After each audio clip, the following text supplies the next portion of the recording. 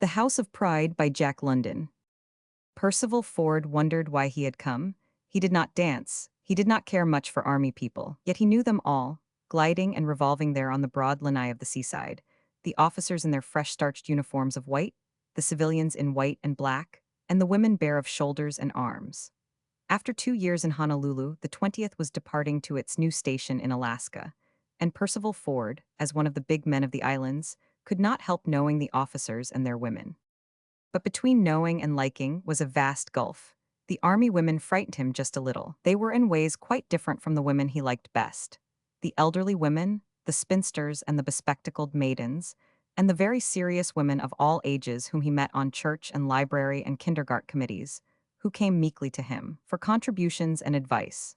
He ruled those women by virtue of his superior mentality, his great wealth, and the high place he occupied in the commercial baronage of Hawaii, and he was not afraid of them in the least. Sex, with them, was not obtrusive. Yes, that was it. There was in them something else or more than the assertive grossness of life. He was fastidious, he acknowledged that to himself, and these army women with their bare shoulders and naked arms, their straight-looking eyes, their vitality and challenging femaleness, jarred upon his sensibilities. Nor did he get on better with the army men, who took life lightly, drinking and smoking and swearing their way through life, and asserting the essential grossness of flesh no less shamelessly than their women. He was always uncomfortable in the company of the army men. They seemed uncomfortable, too, and he felt always that they were laughing at him up their sleeves, or pitying him, or tolerating him. Then, too, they seemed, by mere contiguity, to emphasize a lack in him, to call attention to that in them which he did not possess, and which he thanked God he did not possess. Faugh, they were like their women. In fact, Percival Ford was no more a woman's man than he was a man's man. A glance at him told the reason. He had a good constitution, never was on intimate terms with sickness, nor even mild disorders, but he lacked vitality. His was a negative organism. No blood with a ferment in it could have nourished and shaped that long and narrow face, those thin lips, lined cheeks, and the small, sharp eyes. The thatch of hair, dust-colored, straight and sparse, advertised the niggard soil, as did the nose, thin, delicately modeled, and just hinting the suggestion of a beak. His meager blood had denied him much of life, and permitted him to be an extremist in one thing only, which thing was righteousness. Over right conduct he pondered and agonized, and that he should do right was as necessary to his nature as loving and being loved were necessary to commoner clay. He was sitting under the algaroba trees between the lanai and the beach. His eyes wandered over the dancers, and he turned his head away and gazed seaward across the mellow-sounding surf to the Southern Cross burning low on the horizon. He was irritated by the bare shoulders and arms of the women. If he had a daughter, he would never permit it, never. But his hypothesis was the sheerest abstraction. The thought process had been accompanied by no inner vision of that daughter. He did not see a daughter with arms and shoulders. Instead, he smiled at the remote contingency of marriage. He was 35, and having had no personal experience of love, he looked upon it, not as mythical but as bestial. Anybody could marry. The Japanese and Chinese coolies, toiling on the sugar plantations and in the rice fields, married. They invariably married at the first opportunity. It was because they were so low in the scale of life. There was nothing else for them to do. They were like the army men and women, but for him there were other and higher things. He was different from them, from all of them. He was proud of how he happened to be. He had come of no petty love match. He had come of lofty conception of duty and of devotion to a cause. His father had not married for love. Love was a madness that had never perturbed Isaac Ford. When he answered the call to go to the heathen with the message of life, he had had no thought and no desire for marriage. In this they were alike, his father and he. But the Board of Missions was economical. With New England thrift it weighed and measured, and decided that married missionaries were less expensive per capita and more efficacious. So the board commanded Isaac Ford to marry. Furthermore, it furnished him with a wife, another zealous soul with no thought of marriage, intent only on doing the Lord's work among the heathen. They saw each other for the first time in Boston. The board brought them together, arranged everything, and by the end of the week they were married and started on the long voyage around the Horn. Percival Ford was proud that he had come of such a union. He had been born high, and he thought of himself as a spiritual aristocrat, and he was proud of his father. It was a passion with him. The erect, austere figure of Isaac Ford had burned itself upon his pride. On his desk was a miniature of that soldier of the Lord. In his bedroom hung the portrait of Isaac Ford, painted at the time when he had served under the monarchy as prime minister. Not that Isaac Ford had coveted place and worldly wealth, but that, as prime minister, and later as banker, he had been of greater service to the missionary cause. The German crowd and the English crowd and all the rest of the trading crowd had sneered at Isaac Ford as a commercial soul saver. But he, his son, knew different. When the natives, emerging abruptly from their feudal system, with no conception of the nature and significance of property and land, were letting their broad acres slip through their fingers, it was Isaac Ford who had stepped in between the trading crowd and its prey and taken possession of fat, vast holdings. Small wonder the trading crowd did not like his memory, but he had never looked upon his enormous wealth as his own. He had considered himself God's steward. Out of the revenues, he had built schools and hospitals and churches. Nor was it his fault that sugar, after the slump, had paid 40%, that the bank he founded had prospered into a railroad, and that, among other things, 50,000 acres of Oahu pasture land, which he had bought for $1 an acre, grew 8 tons of sugar to the acre every 18 months. No, in all truth, Isaac Ford was an heroic figure, fit, so Percival Ford thought privately, to stand beside the statue of Kamehameha I in front of the Judiciary Building. Isaac Ford was gone, but he, his son, carried on the good work at least as inflexibly if not as masterfully. He turned his eyes back to the lanai. What was the difference, he asked himself, between the shameless, grass-girdled hula dances and the decolleté dances of the women of his own race? Was there an essential difference, or was it a matter of degree? As he pondered the problem, a hand rested on his shoulder. "Hello, Ford, what are you doing here? Isn't this a bit festive?" "I try to be lenient, Dr. Kennedy, even as I look on," Percival Ford answered gravely. "Won't you sit down?" Dr. Kennedy sat down, clapping his palms sharply. A white-clad Japanese servant answered swiftly. Scotch and soda was Kennedy's order. Then, turning to the other, he said, "Of course, I don't ask you." "But I will take something," Ford said firmly. The doctor's eyes showed surprise and the servant waited. "Boy, a lemonade, please." The doctor laughed at it heartily, as a joke on himself, and glanced at the musicians under the Howe tree. "Why, it's the Aloha Orchestra," he said. "I thought they were with the Hawaiian Hotel on Tuesday nights. Some rumpus, I guess." His eyes paused for a moment, and dwelt upon the one who was playing a guitar and singing a Hawaiian song to the accompaniment of all the instruments. His face became grave as he looked at the singer, and it was still grave as he turned it to his companion. "Look here, Ford, isn't it time you let up on Joe Garland? I understand you are in opposition to the promotion committee's sending him to the States on this surfboard proposition, and I've been wanting to speak to you about it. I should have thought you'd be glad to get him out of the country. It would be a good way to end your persecution of him." "Persecution?" Percival Ford's eyebrows lifted interrogatively. "Call it by any name you please," Kennedy went on. "You've hounded that poor devil for years. It's not his fault. Even you will admit that." "Not his fault?" Percival Ford's thin lips drew tightly together for the moment. "Joe Garland is dissolute and idle. He has always been a wastrel, a profligate. But that's no reason you should keep on after him the way you do. I've watched you from the beginning. The first thing you did when you returned from college and found him working on the plantation as outside Luna was to fire him, you with your millions, and he with his $60 a month." "Not the first thing," Percival Ford said judicially, in a tone he was accustomed to use in committee meetings. "I gave him his warning. The superintendent said he was a capable Luna. I had no objection to him on that ground. It was what he did outside working hours. He undid my work faster than I could build it up. Of what use were the Sunday schools, the night schools, and the sewing classes, when in the evenings there was Joe Garland with his infernal and eternal tum-tumming of guitar and ukulele, his strong drink, and his hula dancing? After I warned him, I came upon him. I shall never forget it, came upon him, down at the cabins. It was evening. I could hear the hula songs before I saw the scene. And when I did see it, there were the girls, shameless in the moonlight and dancing, the girls upon whom I had worked to teach clean living and right conduct. And there were 3 girls there, I remember, just graduated from the mission school. Of course, I discharged Joe Garland. I know it was the same at Hilo. People said I went out of my way when I persuaded Mason and Fitch to discharge him, but it was the missionaries who requested me to do so. He was undoing their work by his reprehensible example. Afterwards, when he got on the railroad, your railroad, he was discharged without cause, Kennedy challenged. "Not so," was the quick answer. "I had him into my private office and talked with him for half an hour." "You discharged him for inefficiency." "For immoral living, if you please." Dr. Kennedy laughed with a grating sound. Who the devil gave it to you to be judge and jury? Does landlordism give you control of the immortal souls of those that toil for you? I have been your physician. Am I to expect tomorrow your case that I give up scotch and soda or your patronage? Bah, Ford, you take life too seriously. Besides, when Joe got into that smuggling scrape, he wasn't in your employ either, and he sent word to you, asked you to pay his fine, you left him to do his 6 months hard labor on the reef. Don't forget, you left Joe Garland in the lurch that time. You threw him down hard, and yet I remember the first day you came to school. We boarded, you were only a day scholar. You had to be initiated.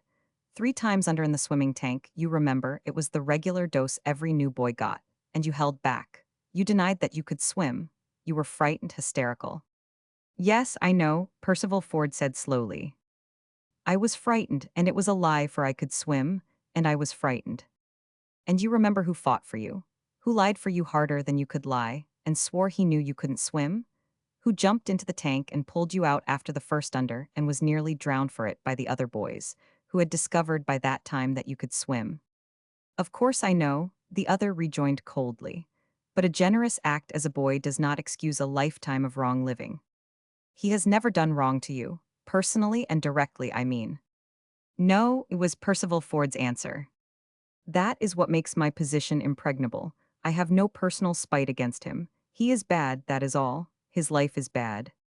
Which is another way of saying that he does not agree with you in the way life should be lived. The doctor interrupted. Have it that way, it is immaterial. He is an idler. With reason, was the interruption, considering the jobs out of which you have knocked him. He is immoral. Oh, hold on now, Ford, don't go harping on that. You are pure New England stock. Joe Garland is half Kanaka. Your blood is thin, his is warm. Life is one thing to you, another thing to him. He laughs and sings and dances through life, genial, unselfish, childlike, everybody's friend. You go through life like a perambulating prayer wheel, a friend of nobody but the righteous, and the righteous are those who agree with you as to what is right. And after all, who shall say? You live like an anchorite. Joe Garland lives like a good fellow. Who has extracted the most from life? We are paid to live, you know. When the wages are too meager, we throw up the job, which is the cause, believe me, of all rational suicide. Joe Garland would starve to death on the wages you get from life. You see, he is made differently. So would you starve on his wages, which are singing and love? Lust, if you will pardon me, was the interruption. Dr. Kennedy smiled. Love, to you, is a word of 4 letters, and a definition which you have extracted from the dictionary. But love, real love, dewy and palpitant and tender, you do not know. If God made you and me and men and women, believe me, he made love too. But to come back, it's about time you quit hounding Joe Garland. It is not worthy of you, and it is cowardly. The thing for you to do is to reach out and lend him a hand. Why I any more than you? The other demanded. Why don't you reach him a hand? I'm reaching him a hand now. I'm trying to get you not to down the promotion committee's proposition of sending him away.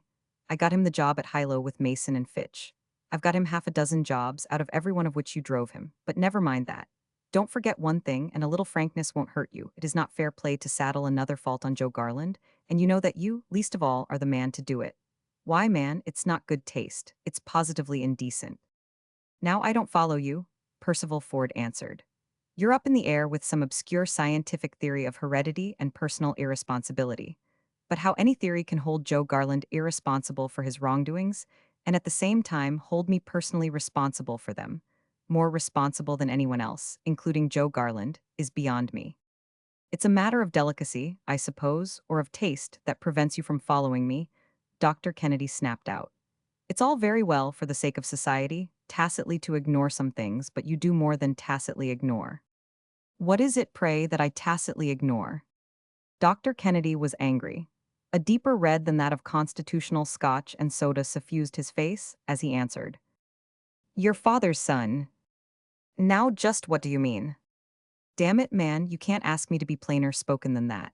But if you will, all right, Isaac Ford's son, Joe Garland, your brother. Percival Ford sat quietly, an annoyed and shocked expression on his face. Kennedy looked at him curiously, then, as the slow minutes dragged by, became embarrassed and frightened. My God, he cried finally, you don't mean to tell me that you didn't know. As in answer, Percival Ford's cheeks turned slowly gray. It's a ghastly joke, he said, a ghastly joke. The doctor had got himself in hand. Everybody knows it, he said. I thought you knew it, and since you don't know it, it's time you did, and I'm glad of the chance of setting you straight. Joe Garland and you are brothers, half-brothers. It's a lie, Ford cried. You don't mean it. Joe Garland's mother was Eliza Cunilio. Dr. Kennedy nodded. I remember her well with her duck pond and taro patch. His father was Joseph Garland, the beachcomber. Dr. Kennedy shook his head. He died only 2 or 3 years ago. He used to get drunk. There's where Joe got his dissoluteness. There's the heredity for you. And nobody told you, Kennedy said wonderingly after a pause. Dr. Kennedy, you have said something terrible which I cannot allow to pass. You must either prove or. Eh? Prove it yourself, turn around and look at him. You've got him in profile, look at his nose, that's Isaac Ford's. Yours is a thin edition of it, that's right, look. The lines are fuller, but they are all there. Percival Ford looked at the Kanaka half-breed who played under the Howe tree, and it seemed, as by some illumination, that he was gazing on a wraith of himself. Feature after feature flashed up an unmistakable resemblance. Or rather, it was he who was the wraith of that other full-muscled and generously molded man. And his features, and that other man's features, were all reminiscent of Isaac Ford. And nobody had told him. Every line of Isaac Ford's face he knew. Miniatures, portraits, and photographs of his father were passing in review through his mind, and here and there, over and again, in the face before him, he caught resemblances and vague hints of likeness. It was devil's work that could reproduce the austere features of Isaac Ford in the loose and sensuous features before him.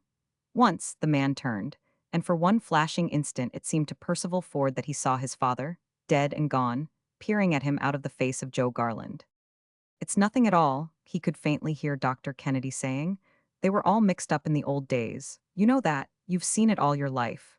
Sailors married queens and begat princesses and all the rest of it. It was the usual thing in the islands. But not with my father, Percival Ford interrupted. There you are, Kennedy shrugged his shoulders. Cosmic sap and smoke of life. Old Isaac Ford was straight-laced and all the rest, and I know there's no explaining it, least of all to himself. He understood it no more than you do. Smoke of life, that's all.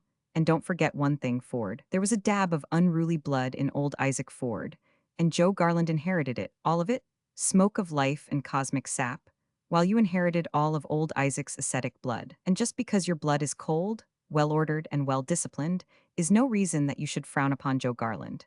When Joe Garland undoes the work you do, remember that it is only old Isaac Ford on both sides, undoing with one hand what he does with the other. You are Isaac Ford's right hand, let us say. Joe Garland is his left hand. Percival Ford made no answer, and in the silence Dr. Kennedy finished his forgotten scotch and soda. From across the grounds, an automobile hooted imperatively. There's the machine, Dr. Kennedy said, rising. I've got to run. I'm sorry I've shaken you up, and at the same time I'm glad. And know one thing, Isaac Ford's dab of unruly blood was remarkably small, and Joe Garland got it all. And one other thing, if your father's left hand offend you, don't smite it off. Besides, Joe is all right. Frankly, if I could choose between you and him to live with me on a desert isle, I'd choose Joe. Little bare-legged children ran about him, playing on the grass, but Percival Ford did not see them. He was gazing steadily at the singer under the Howe tree. He even changed his position once to get closer. The clerk of the seaside went by, limping with age and dragging his reluctant feet. He had lived 40 years on the islands. Percival Ford beckoned to him, and the clerk came respectfully, and wondering that he should be noticed by Percival Ford. John, Ford said, I want you to give me some information. Won't you sit down? The clerk sat down awkwardly, stunned by the unexpected honor. He blinked at the other and mumbled, Yes, sir, thank you. John, who is Joe Garland? The clerk stared at him, blinked, cleared his throat, and said nothing. Go on, Percival Ford commanded. Who is he? You're joking me, sir, the other managed to articulate. I spoke to you seriously. The clerk recoiled from him. You don't mean to say you don't know? He questioned, his question in itself the answer. I want to know. Why John broke off and looked about him helplessly. Hadn't you better ask somebody else? Everybody thought you knew, we always thought. Yes, go ahead. We always thought that that was why you had it in for him. Photographs and miniatures of Isaac Ford were trooping through his son's brain, and ghosts of Isaac Ford seemed in the air about hint, I wish you good night, sir. He could hear the clerk saying, and he saw him beginning to limp away. John, he called abruptly. John came back and stood near him, blinking and nervously moistening his lips. "You haven't told me yet, you know." "Oh, about Joe Garland." "Yes, about Joe Garland. Who is he?" "He's your brother, sir, if I say it who shouldn't." "Thank you, John, good night." "And you didn't know?" The old man queried, content to linger, now that the crucial point was passed. "Thank you, John, good night," was the response. "Yes, sir, thank you, sir. I think it's going to rain. Good night, sir." Out of the clear sky, filled only with stars and moonlight, fell a rain so fine and attenuated as to resemble a vapor spray. Nobody minded it. The children played on, running bare-legged over the grass and leaping into the sand, and in a few minutes it was gone. In the southeast, Diamond Head, a black blot, sharply defined, silhouetted its crater form against the stars. At sleepy intervals the surf flung its foam across the sands to the grass, and far out could be seen the black specks of swimmers under the moon. The voices of the singers, singing a waltz, died away, and in the silence, from somewhere under the trees, arose the laugh of a woman that was a love cry. It startled Percival Ford, and it reminded him of Dr. Kennedy's phrase. Down by the outrigger canoes, where they lay hauled out on the sand, he saw men and women, Kanakas, reclining languorously like lotus eaters, the women in white holocaust.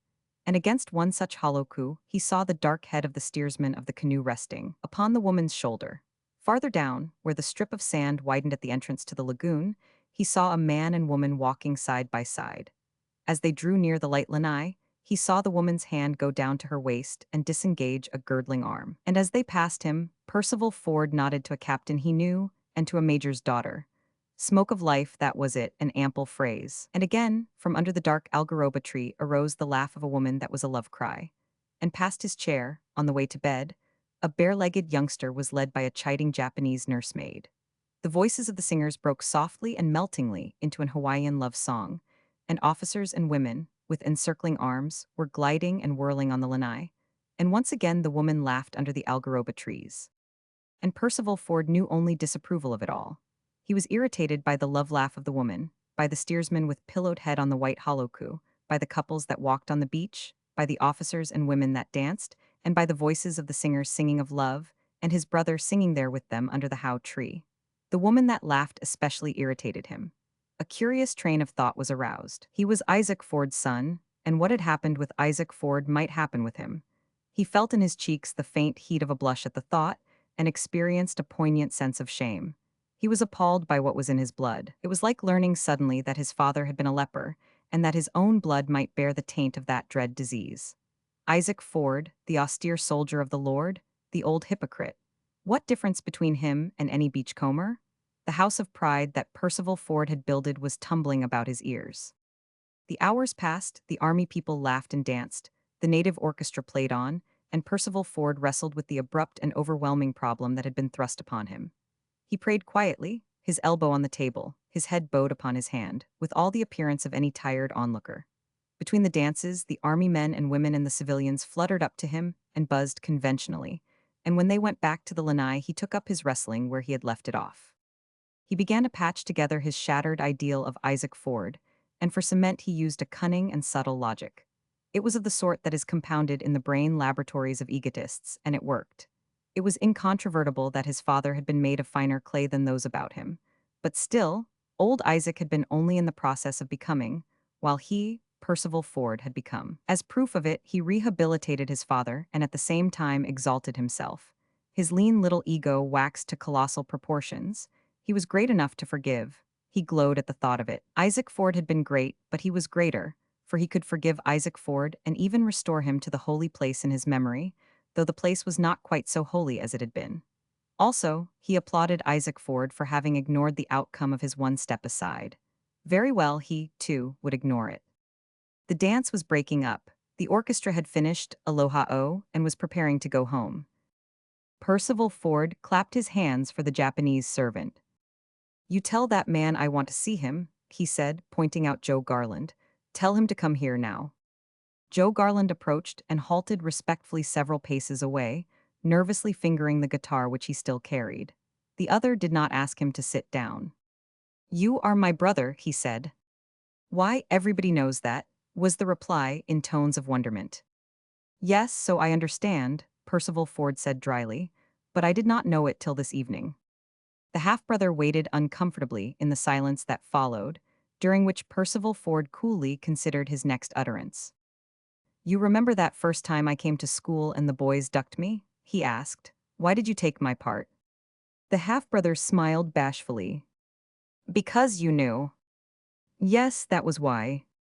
But I didn't know," Percival Ford said in the same dry fashion. "Yes," the other said.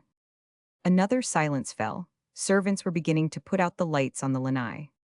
"You know, now," the half-brother said simply. Percival Ford frowned, then he looked the other over with a considering eye. "How much will you take to leave the islands and never come back?" he demanded. "And never come back," Joe Garland faltered. "It is the only land I know. Other lands are cold. I do not know other lands. I have many friends here. In other lands there would not be one voice to say, 'Aloha, Joe, my boy.'" "I said never to come back," Percival Ford reiterated. "The Alameda sails tomorrow for San Francisco." Joe Garland was bewildered. "But why?" he asked. "You know now that we are brothers." "That is why," was the retort.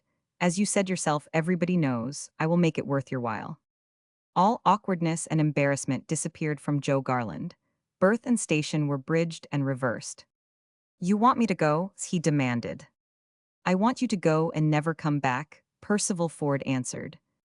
And in that moment, flashing and fleeting, it was given him to see his brother tower above him like a mountain, and to feel himself dwindle and dwarf to microscopic insignificance.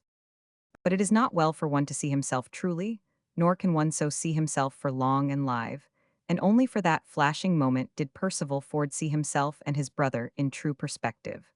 The next moment he was mastered by his meager and insatiable ego.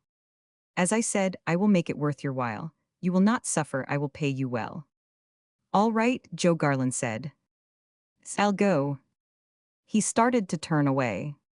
"Joe," the other called, "you see my lawyer tomorrow morning. 500 down and 200 a month as long as you stay away."